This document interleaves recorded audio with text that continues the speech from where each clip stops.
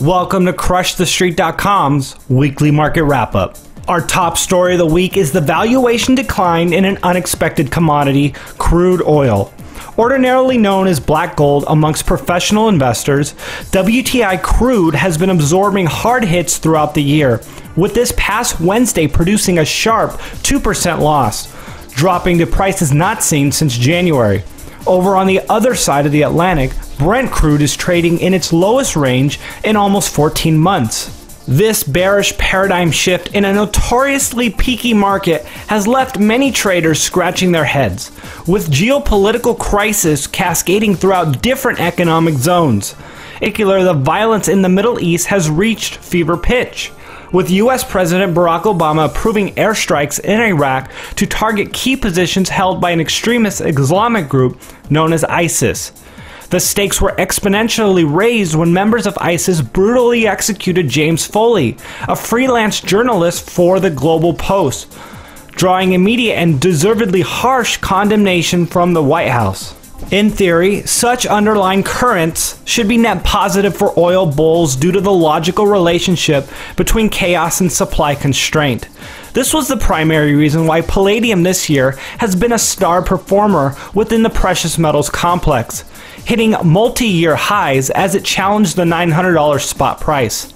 When the Ukrainian crisis began to escalate, professional investors speculated heavily on the rare industrial metal, which is mostly mined in Russia, considered by the West as the belligerent in the conflict. However, palladium remains the oddball commodity, an asset that trades on sound reasoning and logic. Its more illustrious cousin gold has been hit hard with volatility in recent sessions, contradicting the typical fear trade that lifts hard assets in times of uncertainty. In fact, many professional money managers believe that the softness in crude oil prices is a future trend as opposed to temporary imbalance, alluding to fuel-efficient vehicles, increased North American crude productivity, and the market's inability to rally with global equities as harbingers of bearish predominance.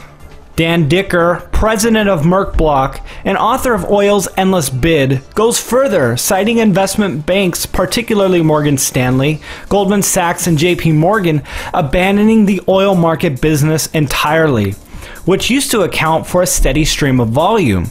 Individual traders, including Dicker himself, have also left the industry, with perhaps 3,000 others jumping ship.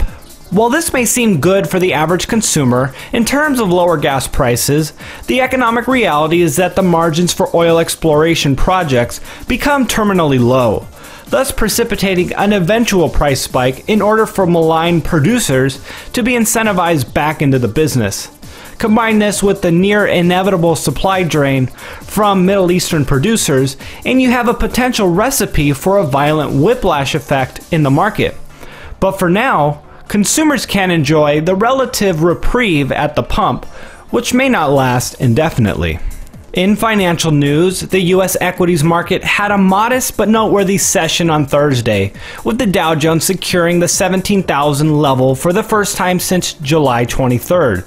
The S&P 500 also closed at a record highs, with investor confidence lifting off the announcement of positive economic data from Germany.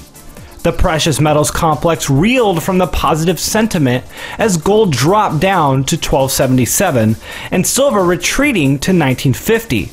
As money shifted into risk-on assets, palladium was the only precious metal to post positive results, jumping up over 1% to close at $880 on the ask. On the digital currency front, Bitcoin suffered from losses earlier in the week, at one point dipping into the $480 range before climbing back to around $520. And that'll do it for this edition. Thanks for watching, and we'll see you next week.